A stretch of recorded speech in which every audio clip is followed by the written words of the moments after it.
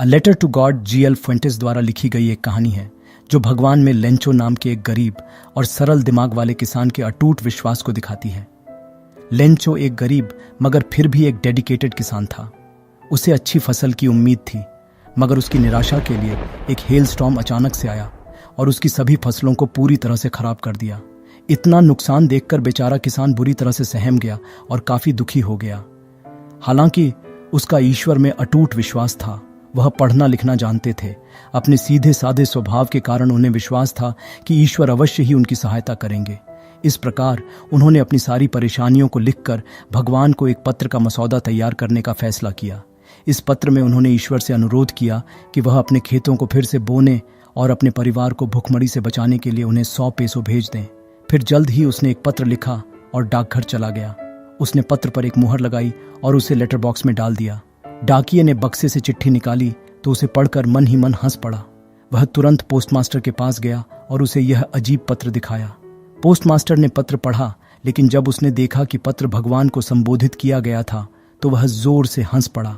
हालांकि वह किसान के उस विश्वास से भी हिल गया था जिसके साथ भगवान को यह पत्र लिखा गया था।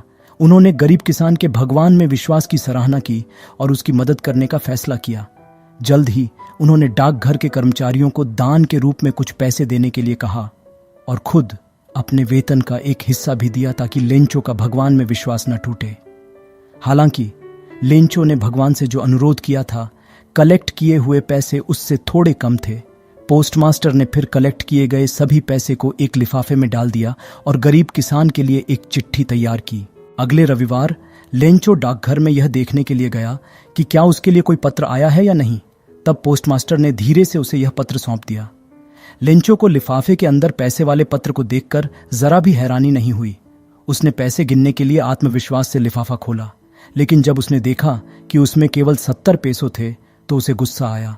उन्हें यकीन था कि भगवान इतनी गंभीर गलती कभी नहीं कर सकते। वह तुरंत खिड़की के पास कागज और स्याही मांगने के लिए गया और भगवान को एक और पत्र लिखा और उसे लेटर बॉक्स में डाल दिया। जब लेंचो वहां से चला गया तो पोस्टमास्टर ने बक्सा खोला और तुरंत उसका पत्र पढ़ा। इसमें लेंचो ने भगवान से शिकायत की थी कि उसने शुरू में ही 100 पैसों के लिए अनुरोध किया था, लेकिन वह केवल 70 पैसों पाकर परेशान था। इसके अलावा उन्होंने डाकघर के कर्मचारियों की आलोचना की और महसूस किया कि उन्होंने अपने लिफाफे से बचे हुए 30 पैसे चुरा लिए होंगे। उसने भगवान से बाकी पैसे भेजने का आग्रह किया क्योंकि उसे इसकी बहुत ज्यादा जरूरत थी।